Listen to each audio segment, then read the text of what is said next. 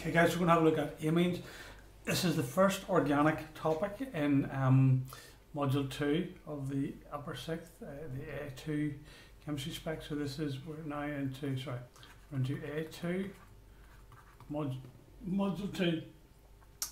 This topic is in chapter 5.9 of your textbook, and on the Firefly task I'll attach the past paper question booklet so you can use that as practice also. So this is the first video in amines. This is the largest organic topic on the A2 spec, so I thought it would be a good idea to start with this because we've been doing organic with me last term, so we just continue on. Okay, so amines, like all of your organic compounds, you have to know the general formula. That is, of course, the general formula there, so please guys make sure to learn it. You can see we've got the NH2, which is the functional group in amines. These can be essentially treated as substitution products of ammonia, so substituted with alkyl groups. So if we take ammonia as so, okay, and you can see that in ammonia we will be removing hydrogen atoms and replace them with either alkyl groups, so alkyl groups being your sort of your methyl, ethyl, etc., or with aryl groups, which are benzene substituents. Okay, so either of those will turn these things into amines when I remove 1, 2, or 3 of those hydrogen atoms there. Now, we have 3 different types of amines you need to know. We have primary, secondary, and tertiary. Probably not that difficult for you to work out which is which. So primary, very simply, we substituted one of the hydrogens, with a R group. Secondary, we substituted 2, and of course then tertiary, we have on the right hand side there substituted all 3. So when you're deciding whether it's primary, secondary, tertiary, you simply find the key nitrogen and work out how many alkyl or aryl groups have been substituted off it. Okay, so I will pause the video and we'll come to questions, guys, and if you have a go at them, and then in fact, or alternatively you can skip on through, okay, and come back and do the questions at the end. It's up to you. These are all textbook questions, so you will have the answers to them. So you pause the video. Pause the video. Okay, so naming these things. So naming these things causes a bit of difficulty because there are a few different ways to name them. But I have spoke to SIA and they're going to be fairly lenient on accepting names for these in the summer examinations. So you generally tend to get systematic name, which is the IUPAC name. Okay, you can also name them via alkyl or aryl followed by the term amine. That's non-systematic name. Or alternatively, if they are low priority group in it, you can name them by amino and then the alkane, or the name of the alkane, or the arene. Now you can also get an N in here, okay, in part of the name. That indicates that there's bonding to the amines nitrogen atom. Okay, now we'll look at examples of these, and this will all become a bit clearer when we look at examples. So if we take a look at this, and you might want to have a little practice here naming these in all 3 ways. We're going to do some naming exercises from the textbook anyway. So first one, okay, we can call it, if we go via this, number 2, I've got these quite in order, but that's number 2, methylamine, so very simple. Okay, number 3 here, amino methane, dead easy. And then the systematic name, the one that you probably want to practice the most, methylamine. Okay, remember, no E between the prefix and the suffix there because we have a suffix starting with a vowel, an A. Okay, let's have a look at this one. This one's slightly different now. You can see, well, you can see simply that it's a secondary one. Hopefully you can, there are 1, 2 carbons on the nitrogen. So this one is called, if I was to go via number 2 up above, it's called ethylamine. So the methyl group here, okay, is attached to what was originally ethylamine. It can also be called N-methyl because there's a substitution that's taken place on the N. So if I started off originally with ethylamine, we have a substitution which has taken place on the nitrogen, which is a CH3, so we call it N to show that the substitution hasn't taken place on the carbons. N-methyl aminoethane. And finally, the systematic name is called methyl, and then the parent molecule, the longest chain, methyl ethan amine. Again, no E.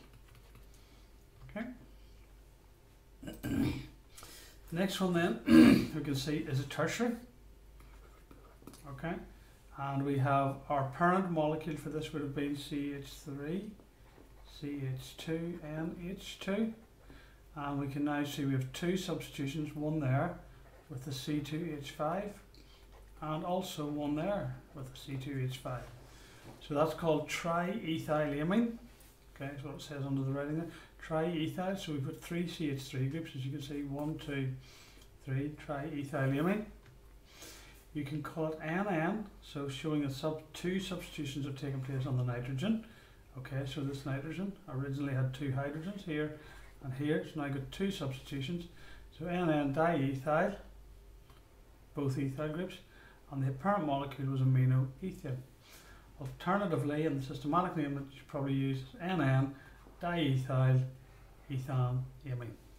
Okay, so again, let's have a look at another one. So the only reason I've chosen this one is because it's a diamine, and it's just really to show you now that when it's a diamine, the suffix starts with a consonant, we put the E in there. So it's a one carbon diamine, methandiamine or diaminoethane is non-systematic. Okay, here then we've got 1, 2, 3. So again it's a diamine, but I've just done this because now we need numbers. So it's propane, and again we have the E in there.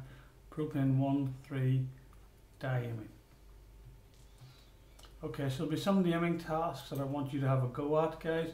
So it's either do them off the screen or it's exercise 5.9D and 5.9E on your board. So if you just pause the video and have a go at that.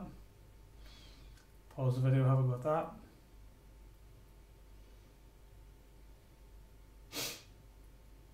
.9F there, sorry, 5.9F. Okay, physical properties of amines then. So let's have a look. First one, they have boiling points which are higher than hydrocarbons, aldehydes and ketones. Well, you should hopefully have picked up now that your amines have got NH2 groups, and NH2 groups will of course allow for hydrogen bonding. If you note, you only need to talk about the physical properties of the primaries. Those of you who are really on the ball might realize that if it was a secondary or a tertiary, let's take a tertiary here. Okay, it's an N, so we would have an R group there and an R group there. That means that there would be no hydrogen bonding in these tertiaries, okay, because the NH group has missing. If it was a secondary, the hydrogen bonding would be reduced because I only have one hydrogen bonding site now. So primaries have good hydrogen bonding, so they've got higher boiling points than hydrocarbons, aldehydes or ketones, because obviously hydrocarbons only have van der Waals forces, aldehydes and ketones have van der Waals plus permanent dipole. Okay, provided they're not too large, they're fairly soluble in water, again for the same reason. You have of course the lone pair of electrons, the nitrogen, and you have the very delta positive hydrogens, which can of course form hydrogen bonds with water molecules. Okay.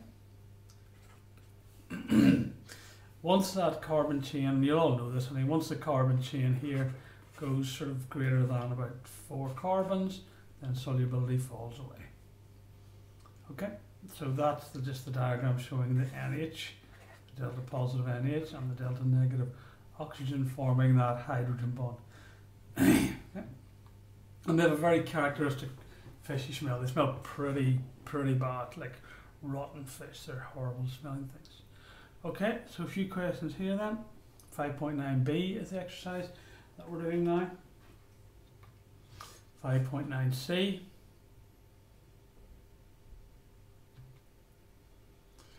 5.9c, question 3.